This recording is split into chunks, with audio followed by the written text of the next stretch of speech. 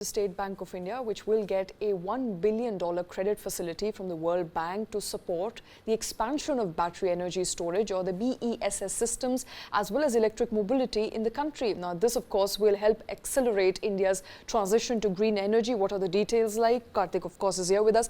$1 billion worth credit facility. What does it really mean?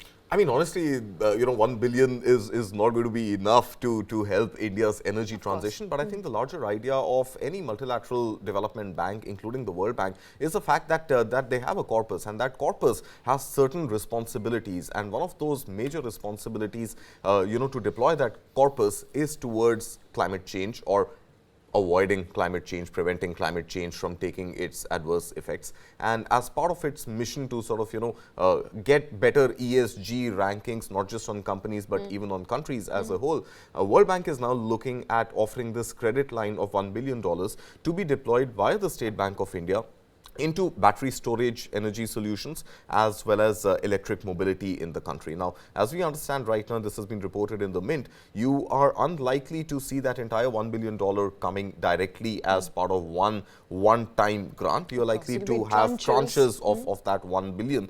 And I think those are going to be requested on the basis of what is the kind of commercial financing interest which gets generated with this 1 billion outlay on green energy transition or electric vehicle mobility in the country.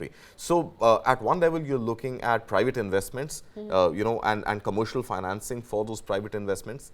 And this obviously becomes a soft loan because you don't pay to multilateral development banks the kind of interest rates that you would pay to other commercial banks when you raise similar capital. But to my mind, overall, I think, India's own mission of about 500 gigawatts of green energy of all forms, whether it is solar, part of rooftop solar programs, the free Muft Bijli Yojana, which the Prime Minister has just started, or whether it is wind energy or any other form of renewable energy. So not just limited to electric vehicles.